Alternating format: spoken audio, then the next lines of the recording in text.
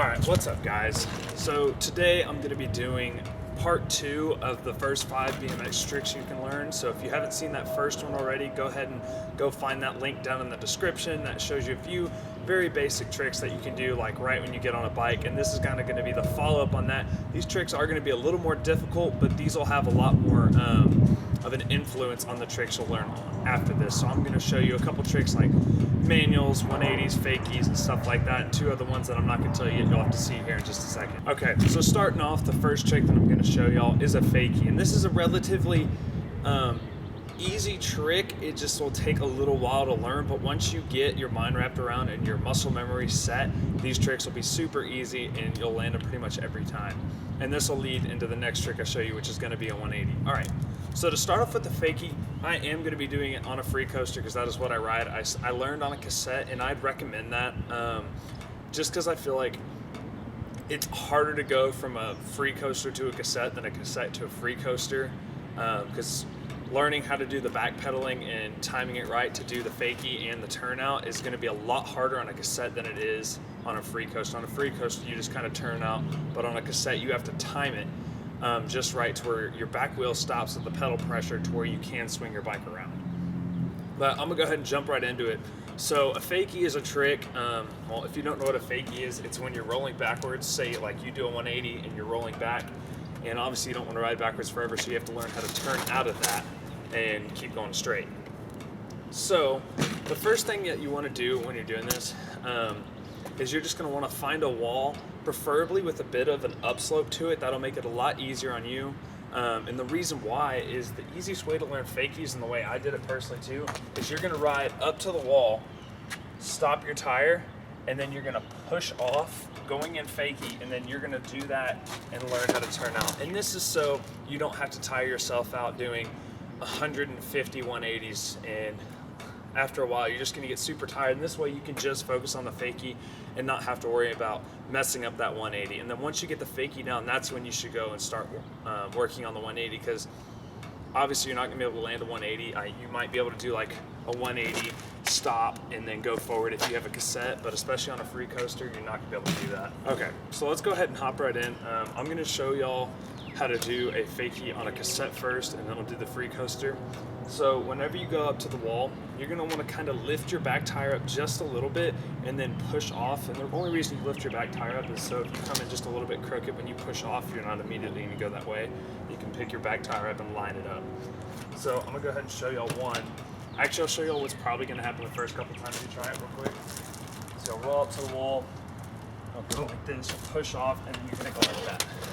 And that's going to happen to everybody. That's just part of learning how to do a fakie, is you're going to have to realize, if you look at my body position on there, I was really far over the front of my bike. And the thing that makes fakies easy is when you have your butt back over your back tire and you keep your weight back. If you can get that through your head and start doing that immediately when you start trying to learn fakies, fakies are going to come so much faster and be so much easier for you.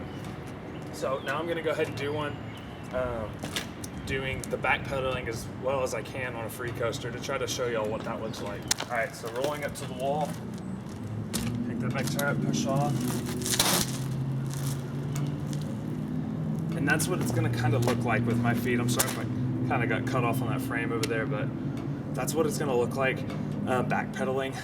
Whenever you're doing it on a cassette, whenever you're starting to turn is when you're gonna wanna put pedal pressure on, because doing that is what's gonna start bringing your front tire around. So something I forgot to mention is whenever you're going back, you want to have your weight back, but once you want to start turning out, you're going to turn your bars kind of the opposite way you want to turn out. So if I want to turn out that way, my bars are going to turn to the right. If I want to turn out that way, my bars are going to turn to the left, because you're going backwards and it's going to go opposite of the direction you turn.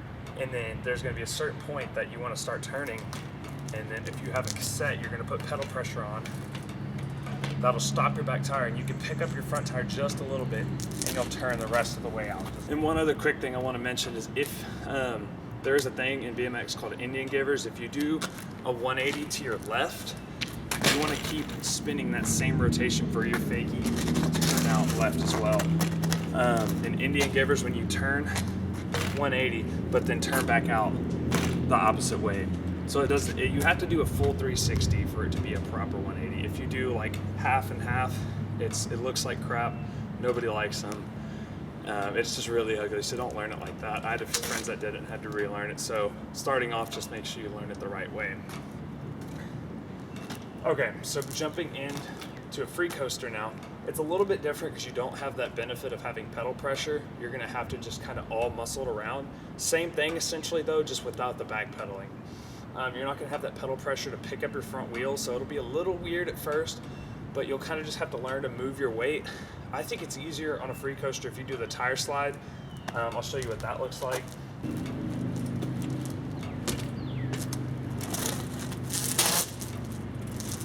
And you can see for that, pretty much the only thing I'm trying to do is really keep my butt over my back tire, my weight back. Because if you try to turn out with all your weight like kind of centered over your bike, there's no way your tire's gonna be able to slide, or you're gonna be able to pick it up long enough for you to make that full like 135-degree turnout. So that's pretty much it for the fakie, guys.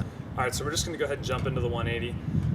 It's a pretty simple trick. You just kind of have to get the muscle memory down and kind of get over your fear of going backwards. That was one thing that really messed with me when I first started learning 180s, is I was really scared of going backwards. Even if I looked at something, I'd do a 180 and kind of go backwards just a little bit and be like, oh, what if there's something there and my back tire hits and I go onto my back? That's not gonna happen. You're gonna be fine. So the key with 180s is you have to look where you want to go. So I've seen plenty of people try to learn 180s and they jump and they like try to throw their body, but their head stays forward. And you're not gonna be able to do that full 180 ever if your head looks where you were going before. You have to do a full 180 with your head so you look backwards. Okay, so the ways that you can go about learning a 180, I definitely recommend learning that fakie first, because like I said, unless you have a cassette and you do a 180 and then you kind of stop with pedal pressure and then pedal out of it, you're not going to be able to do a 180 until you know how to fakie. So pretty much the only way to learn this is to start trying it. There's not really anything you can do it on. You could try it out of a bowl. It really just depends on what you ride more. I learned them on flat ground and then learned them out of a bowl. It's pretty much up to you. But the main thing you have to keep in mind is you're gonna jump just like you do on a normal bunny hop. So front tire first and then back tire. You're gonna have to do that scooping motion. And then as you're doing that, you're gonna carve into it just a little bit and then look over that shoulder as you're hopping, and that's what's gonna bring you around. So you're gonna wanna find something to look at. So say you can ride right along a crack or like a stripe in a parking lot, and what you wanna do is jump, turn your head, and look at that stripe the other way. So don't keep looking forward. Just find that stripe, and if you do that, your rotation's gonna be so much better, so much quicker than if you have to take the time to really try to get comfortable of making sure your head turns. But if you can start turning your head right when you start trying to learn 180s, you're gonna get 180s down a lot faster. So I'll show you a quick example and you can see what my head does. I'll do one both ways. Okay, so coming this way, I'm gonna look directly at the camera. So you can see I'm looking at the camera. I turn out.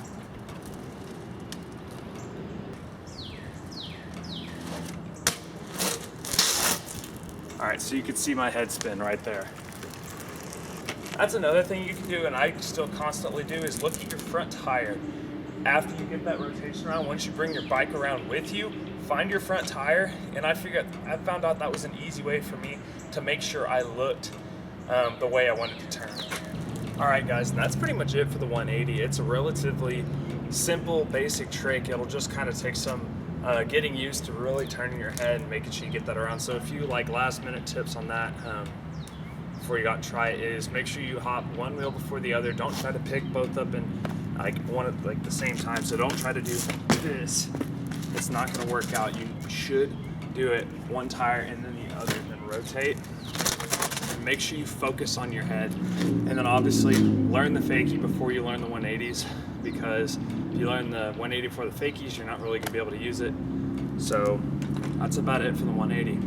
All right, guys, sorry about that little break and change and whatever. There's like 10 people over here just playing at a little playground right here, and it's a little awkward to film right in front of them, but let's go ahead and get back into it. Next trick I'm going to show y'all how to do is a foot jam tailwhip.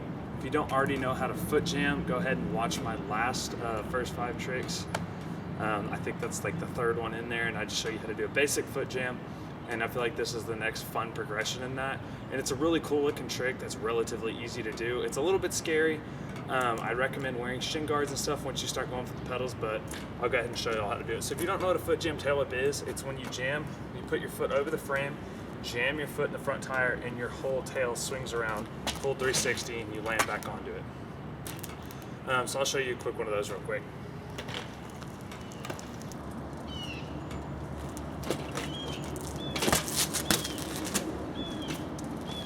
Okay, so if you're wanting to learn how to foot jam tail whip, there's two ways you could do it.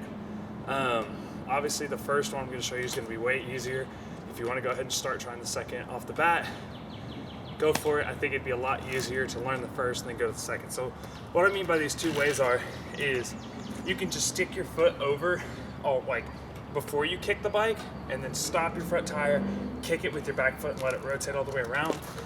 Or you could do what I just showed you and do it all in the same motion.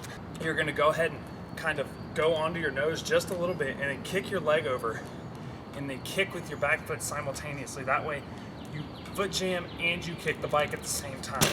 And it looks a lot cleaner, and you can do it more stuff like if you ever wanna take these to coping, or quarters and stuff like that, that's gonna be the way you do it. You're not gonna be able to stick your foot over and then kick it. It's gonna have to be all one motion. So I'd recommend doing the first one. I'll show you a little example of how it's gonna look. I'm not gonna try to land it. I'm just gonna kick it around kind of slow so you can see all the different movements that I'm doing. So I'm rolling up, my foot's down, and I jam my foot in, and then I kick it, okay? So, and that's the way you should learn. It's gonna take a little while. You're gonna need to figure out your balance point. Sometimes you might kick it around and your bike will stop right here. That just means you need to lean back a little more. Use that back leg that you kick with as kind of a counterweight for your bike going around. So when it's over there, your back leg's probably gonna be kind of back here just to counterbalance that as it goes all the way around. And then once it's coming around, you're obviously gonna have to take your foot off and then jump to the pedals. Whenever you're trying to get used to this at first, I would just go for one foot. So as it's coming around, just catch your front foot and try to get your other leg over. Because if you don't try to catch either of your feet and you just try to hop onto it, you're gonna get either a pedal to your leg, a crank to your leg, or a peg to the leg, which even hurts worse. So once you get that down and you're comfortable with those, that's when you can start trying the hop over foot jam whips. And pretty much the only way to start doing that is just try it.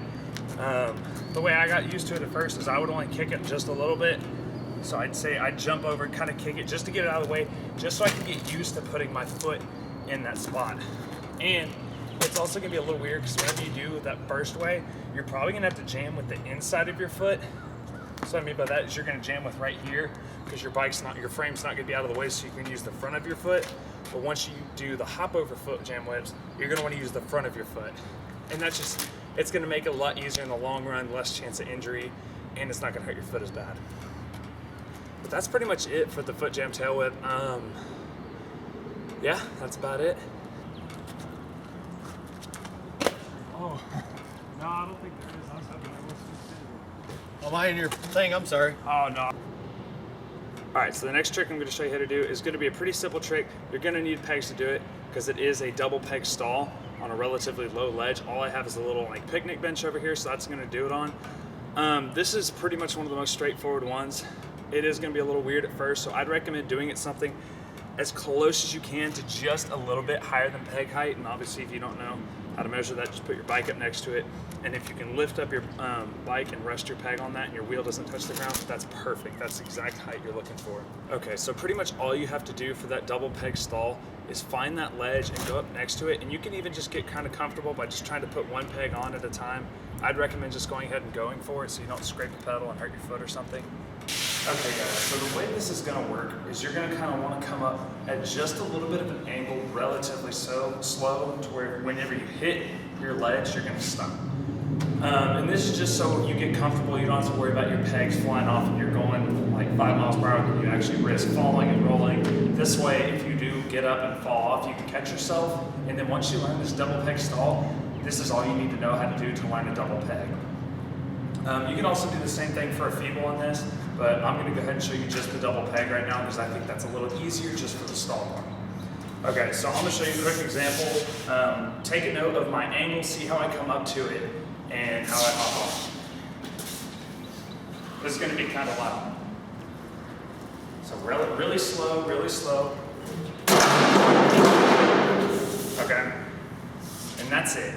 The table kind of leaned over a little bit, or else I would have stayed on. Sorry, that was probably a little bit loud, but that's really all there is once you hop on, you want to focus on getting your front peg on first and then your back. So it's kind of like you.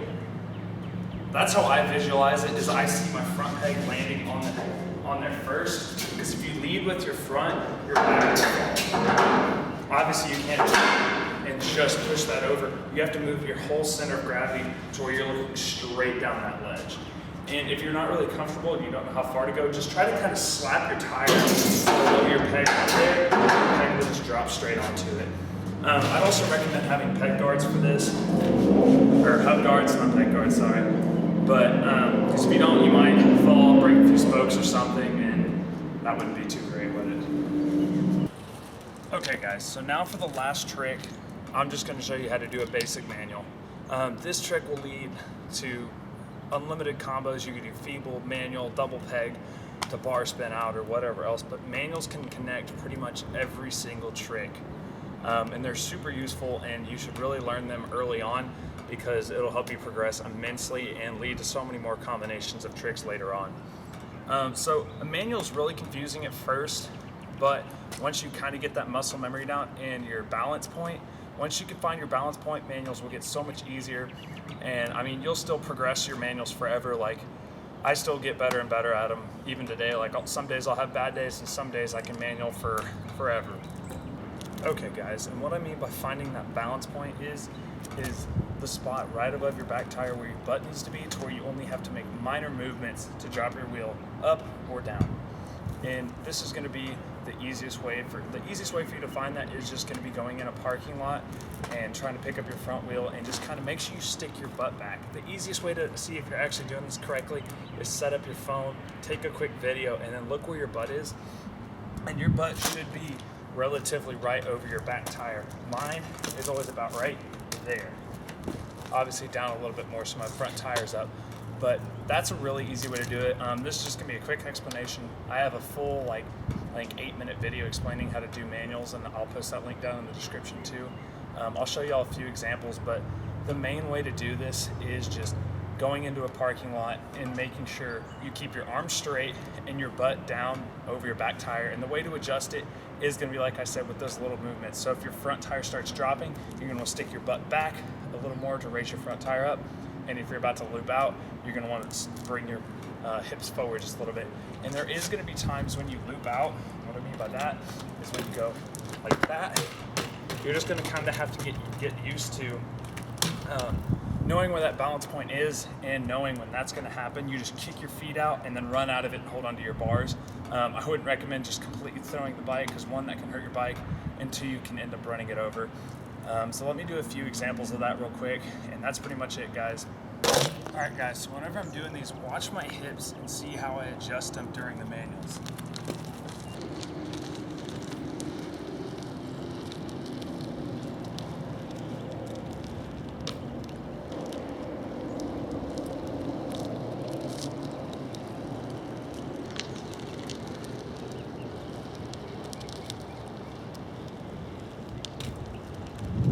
So that's pretty much it. I hope this helped. If y'all have any other tricks that y'all want to see me do a how-to on, please let me know down in the comments. Thanks for watching.